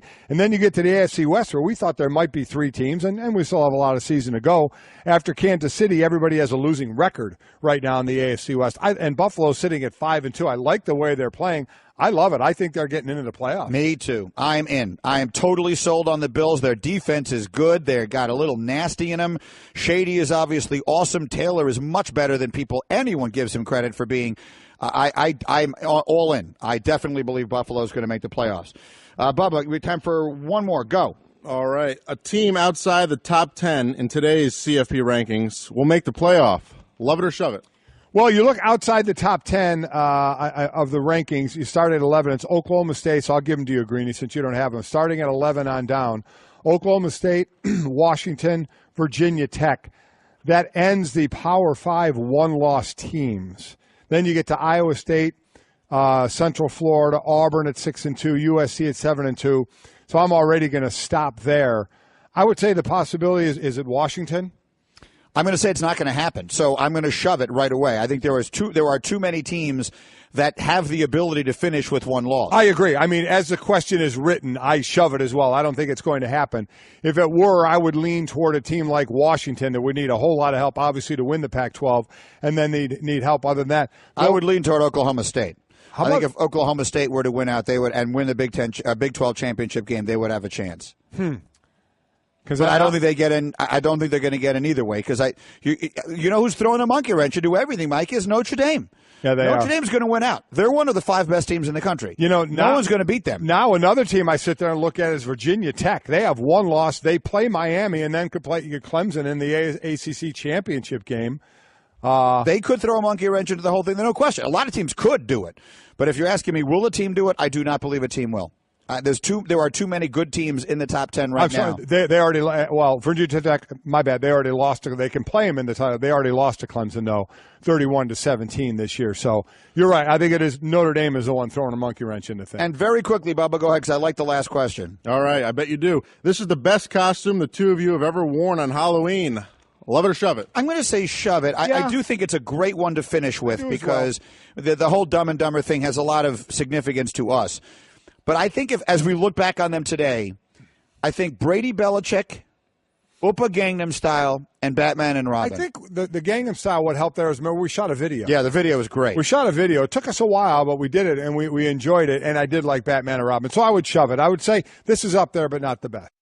There we are on this Halloween, and I think fittingly, on the last Halloween that we shall share, we go full circle and dress as Dumb and Dumber, because for those of you who remember all the way back to the beginning, when we first launched, there were people who didn't like us. I don't know what the heck is wrong with them, but who could possibly not like us? But whoever it was that didn't like us, they used to call us Dumb and Dumber. Yeah, and we tried to change the name of the show at that point, but copyright infringement stopped us from doing that, so Mike and Mike was the best we could do. Seemed like an appropriate way to go out on our Halloween costumes. So here we are today dressed up as Dumb and Dumber, and I've really enjoyed these costumes, and I've enjoyed the look backs today. As we've done all these look backs over the years and years we've been doing the show for these last couple of weeks, I like watching those. I think watching all the old Halloween costumes has been my favorite. Yeah, I enjoy that. I still look forward to what else we're going to see before our time is up here, November 17th. I think so. It's November 17th. Somebody 2 weeks from Friday. Somebody will let me know. But yeah, I like looking back at what's gone on over the last 18 years, and the costumes were a big part of it. We did well with that. Yeah, the Belichick-Brady day was really good. I will always have a soft spot in my heart for Batman and Robin, because I don't think I ever looked any more like the person I was trying to be than I looked like Robin. You were Robin. I was born to be Robin. You were Robin. I really was. And that's why I've been trying to argue all these years that Robin should count as a superhero, because it's the superhero I had the best chance at. And every time I look up and catch a glimpse of myself in this orange suit. I really think Robin fits you. It was a guy who tried to be more than he was. Yeah, and that's pretty much it. For 18 years, I've been trying. Mike and Mike presented by Progressive Insurance. Our guests like Jim Kelly momentarily on the Shell Pennzoil Performance Line. We'll talk quarterbacking and more with Jim, the Hall of Famer, as quarterbacks very much in the center of the conversation, as they always are, and never more so than today. The trade deadline is this afternoon, but a big deal going down last night. Jimmy Garoppolo going to San Francisco, and I'll say it again for those of you joining us, I remain surprised. It all makes all the sense in the world to me. They held on to him through last offseason. They held on to him basically right up to the trade deadline as insurance in case Brady got hurt the first half of this year, and in trying to get a long-term deal done at a number they could stomach. And at the end of the day, they weren't going to get it done, so they got something for him rather than getting nothing, and they got what we expect will be a very high second-round pick. So it makes all the sense in the world. I remain surprised only because it means you are putting all your eggs in the basket of a 42, maybe 43-year-old Tom Brady, and that is just an enormous risk to take no matter how great he is. And maybe the trade happened now because of the trade deadline. Maybe they were talking before. Maybe they weren't getting – you know how this is. If you didn't get Garoppolo by the trade deadline like the 49ers did, then you'd be bidding for him like everybody else. So maybe it took – the deadline to spur on the second-round pick. Maybe they weren't offering that. I don't know. And maybe we'll find out at some point. So maybe the deadline did help in that way. But I had always been on the other side of this, basically saying Brady is playing well, and I think he can play for 3 more years. But the bottom line is he's playing well enough now to where next year rolls around, you're not going to say, okay, hey, Tom, thanks for the memories, you're done. So I think most of this has to do with the fact that Garoppolo's contract is up. What were you going to do with him?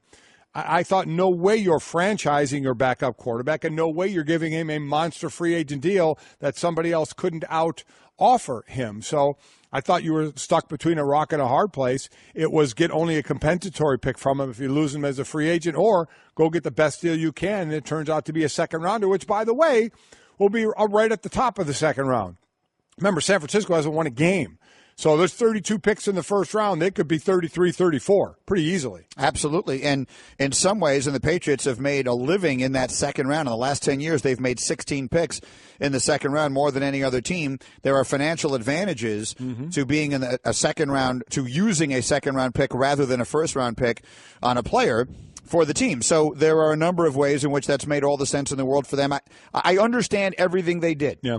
And yet it just continues to be the risk based upon Brady's advancing age. Now, there's a cover story on Brady in the ESPN, the magazine, that is being released online at 9:30, so about a half hour from now, Eastern time, and we're going to have some details on that towards the end of this hour.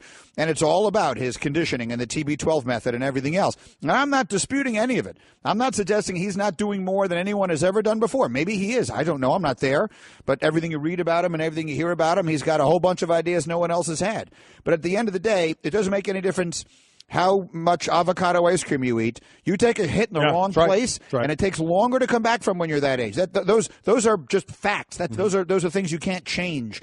So it's a risk. And maybe, look, Belichick has won 5 championships, so there's a lot of reason to buy into what Bill is doing. He gets the benefit of the doubt, right? Of course. He gets the benefit of the doubt all the time. He and in college ranks, Nick Saban, they get the benefit of the doubt because the bottom line is hardware, and they both have a lot of it, so that's how it works. One day I had Booger in here, and I renamed it. It should no longer be the benefit of the doubt. It's the Bella fit of the doubt. Well done. Because we had I don't remember what we were talking about, but we were talking about Belichick and how he gets the benefit of the doubt because he's earned it. Not because people like him, but because most of his decisions have worked out extraordinarily well. No one bats 1,000, and we'll see. And look, I don't want to see Brady get hurt, and I don't want to see his skills diminish. But if he's still doing this at the age of 42 or 43, we're going to have to rethink a lot of stuff because it's never happened possibly before. Can. Well, we see older players. Everybody's different, though.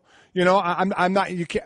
I hate when people say he works harder than everybody else. I don't. That's a tough statement to make. You don't know how hard people work, but the combination of how he plays, how he keeps his body in shape, how hard he works, all comes into play. And what works for him may work for others, may not work for others, because he's the type of quarterback. If you're going to say a quarterback is going to last for as long as he did, it's going to be a guy who doesn't run. Who doesn't even run like an Aaron Rodgers runs. You know what I mean? That still can get out there and have the possibility. He got hit running out of the pocket. That's how Aaron Rodgers got hurt. And he lives a lot of his life outside the pocket as well and makes great throws. Tom Brady doesn't. Tom Brady throws the ball away or hits the ground. And that's part of survival as well. And the reason he's been sacked a lot this year, though. He is. And he's taken hits. More. And it only takes that one hit, that one time to get hit, to fall on your shoulder and break your collarbone like Aaron Rodgers, to get hit where you break your arm like Carson Palmer. It only takes that one time. It may be not the hit, it may be how you land. I agree with you. It is absolutely a roll of the dice. And a statistic that is probably impossible to look up, Hembo, is, has this ever happened before? On September 1st, Tom Brady, Jimmy Garoppolo, and Jacoby Brissett were all on the Patriots.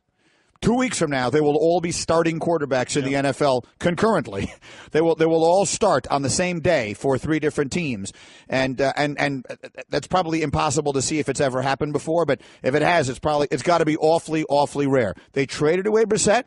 And they traded away Garoppolo. So all of their eggs are in the basket of Tom Brady. We're Mike and Mike. We're presented by Progressive Insurance. We all know that Brady is a future Hall of Fame quarterback. Let's talk to a quarterback who is in the Hall of Fame and whose football life will be shown to the world 9 o'clock Eastern Time this Friday on NFL Network. It is the Football Life premiere of the Jim Kelly of Football Life. Again, Friday night on NFL Network. Always a pleasure to welcome in Jim Kelly on the Shell Pennzoil Performance Line. Good morning, Jim. Good morning, man. How you guys doing? Doing well, Jim. Are you a fan of the movie Dumb and Dumber? I'm not sure if you've had a chance to see what we're wearing this morning. On this Halloween, we are dressed as Dumb and Dumber. Oh, boy, that is so funny. Yes, I've watched it many times, and it just brings back memories of you two over the last years. And probably the best one, and I have to say this, and I even wrote it down. I went in back in my archives and checked it out when Golic said, "All you need, Greeny, is a nice warm glass of shut the hell up." That was one of my favorites. And, I love it. I love it, guys. Good job.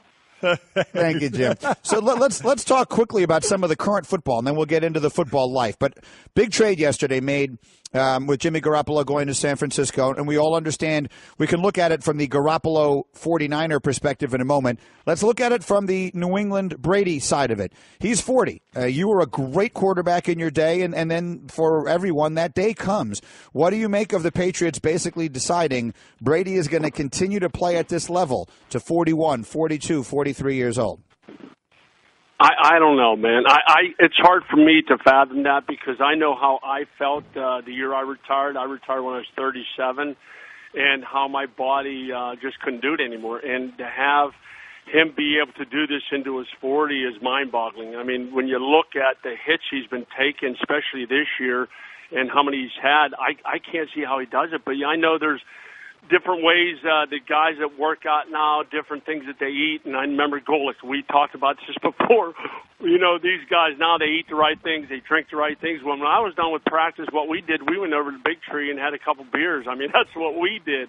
Maybe that's why I only played, 13 years professionally. But Tom never ceased to amaze me. And then seeing what they've done by getting rid of Garoppolo, or trading him, I should say, I think me and my buddies, we all look like, who's the backup that they have now? I don't even know who it is anymore.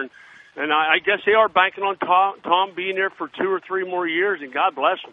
The thought is when Garoppolo went to the 49ers, they cut Brian Hoyer. That Hoyer, who was with New England, may end up getting signed with New England to be the backup. Let me tell you what, I'll take 13 years, burgers and beers in the Hall of Fame like you did. That would work out just fine, because I went 9 years of burgers and beers, and I'm nowhere, and I have to pay to get in the Hall of Fame, so it didn't quite work out for me.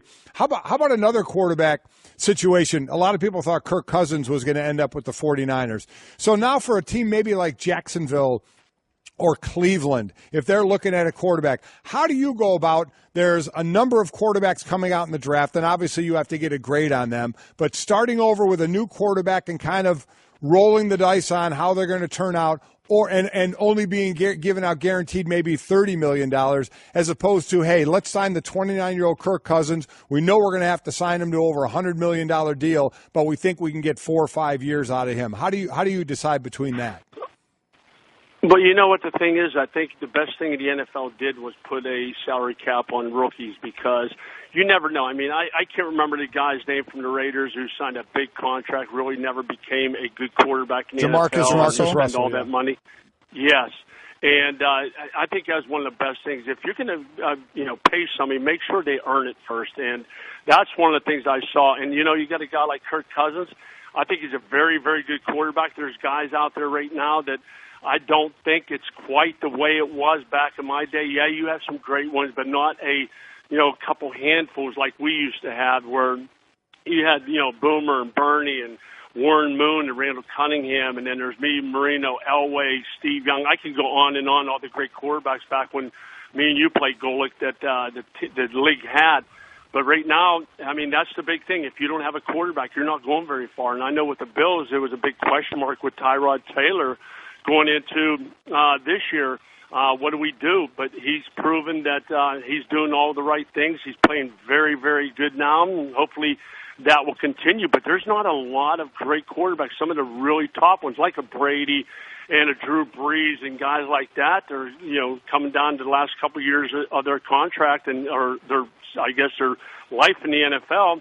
And now you got to look at who's the future. Yeah, you got a couple good ones coming. There's no doubt. Deshaun Watson is one. Carson Wentz is another.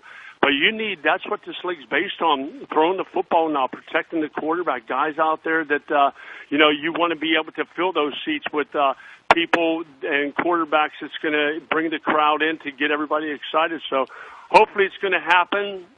They start getting some of these guys. I know my nephew, Chad, is in Denver. I know that situation out there is not real good right now with Trevor Siemian not playing the way everybody wants him to. I know Carson Wentz. I think Paxton Lynch now is a guy coming up who they're looking at. But, my nephew, I just said just be patient, learn the playbook, and do what you're supposed to, work out like you always have. And if your chance comes, it comes. Just, pay your dues and see what happens. But I'm excited about the league, and we'll see what happens. Mike and Jim Kelly, whose Football Life will premiere Friday night, 9 Eastern on the NFL Network. And anyone who knows you knows that you still bleed Buffalo blue, and the Bills are having a terrific year. They haven't made the playoffs in this millennium, but here they are at 5-2. They play the Jets on Thursday night with a chance to get to 6-2, and we know you see every game. And what are your thoughts on this year's edition of the Bills? I like it. You know what? Probably the biggest plus is head coach. I love Rex Ryan. I get along with him good. I still do. But the thing is, what Sean McDermott brings into this team is no BS. It is what it is. If you're not what he wants, if you're not going to show this team and the coaching staff that you're 100% bought into what they're doing, then you're not going to be there very long. And I think he's a no-nonsense guy. And even, talking to some of the guys on the team and knowing them, they said this is what we need. We need discipline. And I think now when you get Shady McCoy the football a little bit more, whether it's in a running game or the passing game, things are going to happen. But, boy, this defense is playing good. They're, bend but not break. Teams will throw 350 yards passing, but we come up with the turnovers when we need them, and Golic knows that. I mean, you're not going to win football games if you turn the football over. You're not going to win football games if you don't take the ball away. And the Bills have done a very, very good job of that. Tyrod is playing very good football. I'm excited for him, and I just hope it continues. We just got to stay consistent, and I think one of the things they have that they haven't had in a long time, they believe in each other. They believe they can win now. Before it was, how are we going to lose? I mean, from the fan standpoint, I think it's pretty much the same way. When there's a big play, all you do is you look back. Is there a penalty flag? And usually in the past, penalties always killed us. Now, when there's a big play, there's no penalty, and that's what we need to continue to do is limit the amount of penalties, and probably more importantly is not turn the football over, which I think Tyrod is doing a great job of not doing that. Yeah, it really is. Just a couple interceptions this year. This team is looking really, really good, and certainly your teams have looked good through your career of football life. Jim Kelly premieres 9 o'clock Eastern on NFL Network, and the part I want you to kind of relive a little bit, for those I'm sure know you well enough would remember, maybe some don't. I remember the first time I played against you, I was a true freshman at Notre Dame, and you were a senior at Miami. And then the next time I saw you, I got drafted by the Houston Oilers, and you were playing for the Houston Gamblers of the USFL. Talk about that experience before you went on to the NFL and that Hall of Fame career of just your start into professional football there.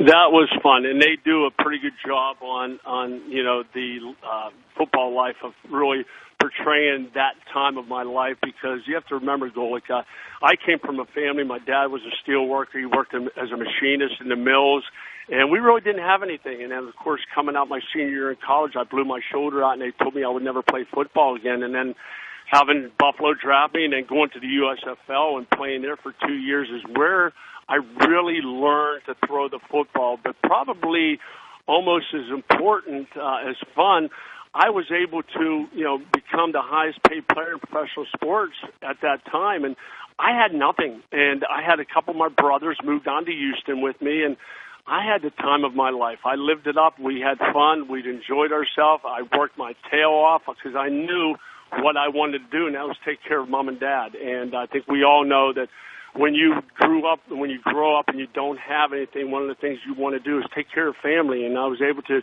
do that with my father. My dad never, ever wanted a car, never wanted a new house. My dad wanted a motorhome. And the reason for that was so he can take all of his buddies from the mills and from where he worked at to Buffalo to be able to go and watch and tailgate just like, we watched the Steelers do for many years. And that was my dad. And God bless him. God rest his soul. He just passed away about a month ago. But I'll tell you what, it was something, a dream come true for me. And the football life does a very, very good job of showing the ups and downs of my life and struggles that I've had over the years, and more importantly, how my dad and my mother brought me up to never give up on anything. We're all going to go through some tough times in our life, but it's your attitude that you have, and being blessed with 5 brothers that I have, and Golic, my brothers, and yes. We always had fun. We still do, and of course, the most important part is my 2 daughters and my wife, who have been by my side through the thick and thin, through the good times, the bad times, the hard times. So I'm a very blessed man as I sit here today. I look back on it. I had our fellowship last night, guys, and I showed it to all the guys that I had over at my house, and just the memories that show brought back, the good, the bad, the ugly, but the bottom line is I am where I'm at today, and hopefully being able to make a difference for others as I travel the country speaking. So well said. Wow. Again, a football life. The Jim Kelly Football Life premieres Friday night, 9 Eastern on NFL Network. Looking forward to seeing it. Jim, you know how much we love you. Thank you so much for everything, and we really look forward to seeing this. Thanks, Jim. Hey, you're welcome, guys, and I'm going to miss you guys. I love you. You know I do. I got a present coming for you, so be on the alert. Oh, Thank we you. will. Thanks, if this is some sort of buffalo meat, now we're going to have to... I'll just take it. No. Go ahead, Jim. No buffalo meat. That always goes. That big bet goes with Marino. It's Joe Stone crabs and of course nice big buffalo steaks from here. So we'll leave it to that. All right, thank you, Jim. Thanks, we look Jim. forward to seeing it Friday night. The great Jim Kelly, Pro Football Hall of Famer, and again, they do a real nice job with these football life. They really do. Documentaries, and his is obviously a fascinating story. You met people. I think most people probably don't even know that. Most people probably don't even know that there was something called the USFL. Yeah. Much less that Jim Kelly and Herschel Walker and other big star players went and played in it. One of the owners of a team, of course, was Donald Trump. Right. So the USFL was a fascinating story unto itself. It really was, and I'll never forget that. Again, that was 4 years later, my true freshman year, and then to being drafted there and seeing him. And it is true with his brothers, man. He hung out with his brothers, and they had a good time. And while I wouldn't know anything about that, I would say that I also believe his teams, one of the most underappreciated accomplishments, genuinely great accomplishments in sports, is making 4 straight Super Bowls and losing. If they had won any one of those games, and they certainly could have won the game against the Giants, everyone knows about the Norwood kick. They were handled by the Cowboys for the most part in the other 2 games and Washington. But making 4 consecutive Super Bowls, which no other team has ever done, go back and over the list of teams that have made it to the finals of their respective sport 4 consecutive years. There are very, very few. It is an enormous accomplishment. Because they didn't win any of them, people sometimes question whether it even should be considered an accomplishment. And I think it's ridiculous. No, it's ridiculous. I take it in a heartbeat. Again, those that are saying that they would never take that are those that probably have a Super Bowl ring and won. No, but people say, well, they didn't win any, so what does it matter? It matters. It absolutely You win 4 straight conference championships. You make it to the final round of your sport every year for 4 consecutive years is an enormous accomplishment. No question about it. Okay, oh my goodness. I am stunned by this. Stand by. Holy smoke. Adam Schefter just tweeted the Dolphins have traded running back Jay Ajayi to the Eagles for a 4th-round pick per source. Wow. I'm speechless. I am really surprised by that. You know, it's interesting. Mort, less than an hour ago, tweeted, because we saw Adam Gase just ripped his own team to shreds. Ripping players. And Mort said, usually when a coach makes statements like that, it's followed up by some sort of roster move. I think find me that Mort tweet, guys. He just I just saw it. I think we know. A while ago. I think we know one of the players that Adam Gase was talking about. Here's the tweet. He tweeted, "When you hear a coach like Gase publicly rip his team, a message is usually sent to prove he meant it. #trade deadline." He tweeted that less than an hour ago. Wow. And I saw that and I thought, I wonder what may happen there. And now, again, boom, Shefty reporting, Jay Ajayi has been traded from the Dolphins to the Philadelphia Eagles. The best team in the NFL just got better. Yeah, they have LeGarrette Blount there already, who's sort of a smash. Kind of a hammer guy. Jay Ajayi running the ball, catching the ball out of the backfield. You can breathe some new life into that running game, which that team had been rolling offensively and defensively.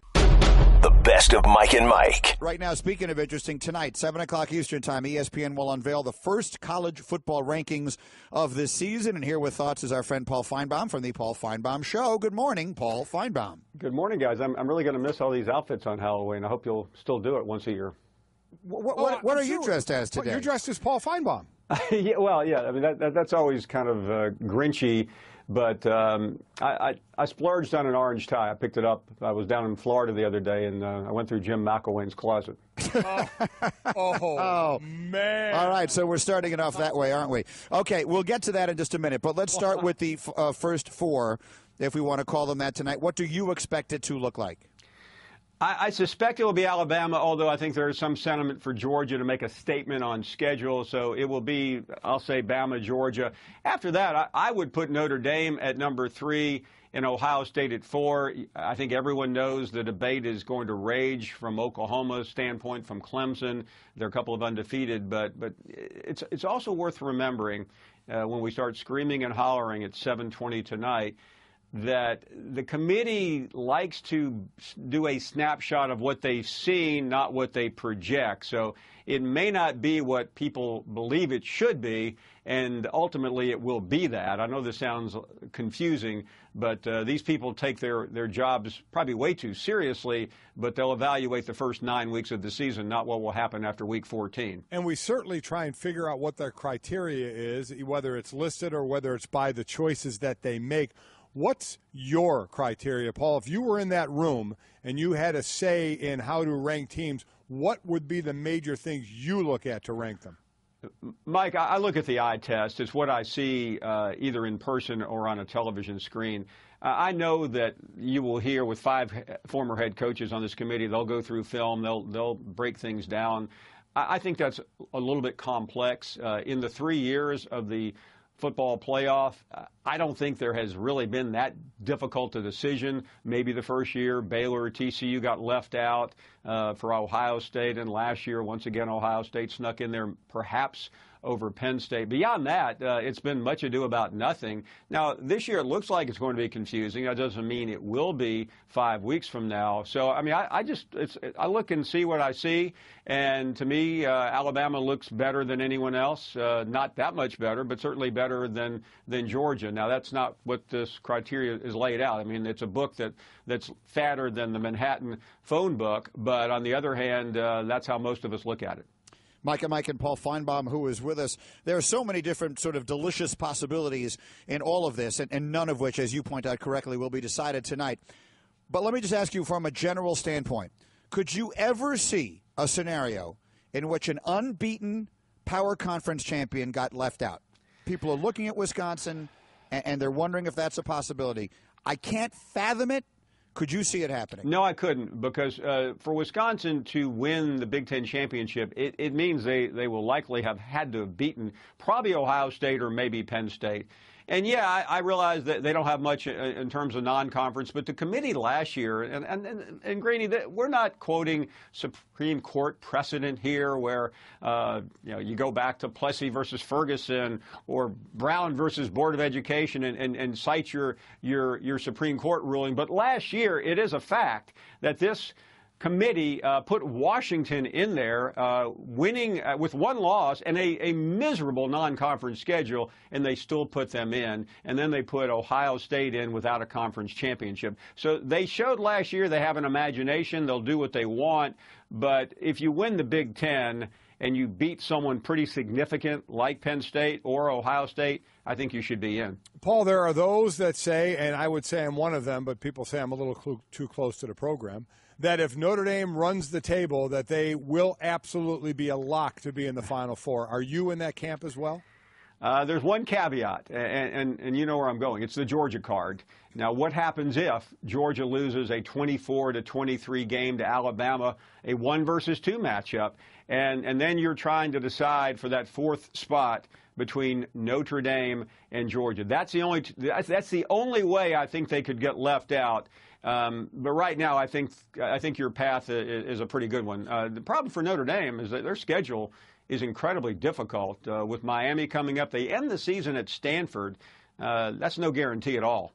Certainly not, but I think that actually works in their favor, which is to suggest if they win, they leave the committee with a pretty good impression in their last few games. So we'll see. We'll find out tonight when they unveil all of this. Paul Finebaum is with us, brought to you by Goodyear Tires, as hardworking as college football's most blimp-worthy athletes. Goodyear, official sponsor of the college football playoff.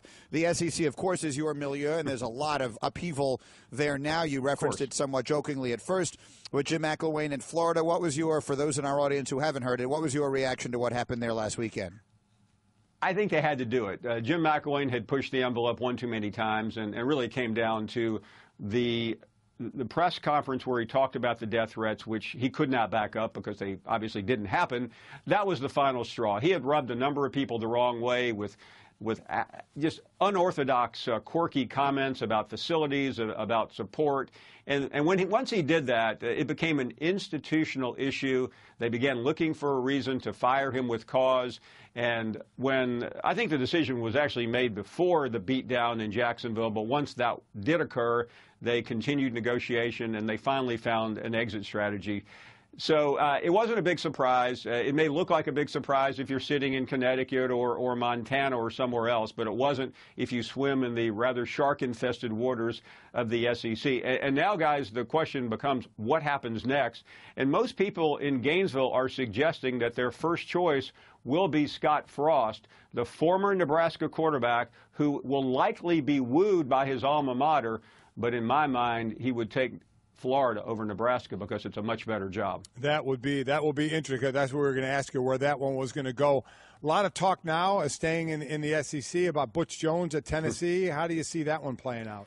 In my mind, and based on what I hear, the decision has been made to fire Butch Jones. It will not be announced for a week or two or three, primarily because there's not much you can do. You can certainly put a cast up net around and try to bring in candidates, but the athletic director there, John Curry, knows what he wants to do. I'm sure he is already doing due diligence. A number of names will come up there, and take your pick on which one you like. Dan Mullen's a name that probably will be mentioned for Florida. He was the offensive coordinator there under Tim Tebow. It's worth remembering when Urban was the head coach.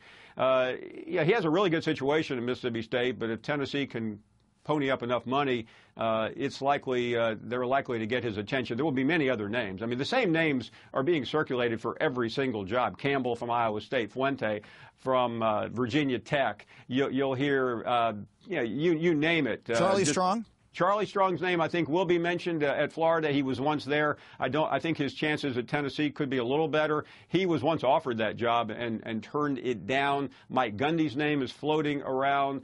You will hear pretty much every name imaginable for both of these jobs. But I think Tennessee will definitely go for someone who is a sure thing. They cannot, just like Florida, they cannot afford another disaster. It's Paul Finebaum again. You'll hear him coast to coast this afternoon on ESPN Radio and on the SEC Network. Always our pleasure. Thank you, Paul. Looking forward to tonight. My pleasure. Thank you, guys.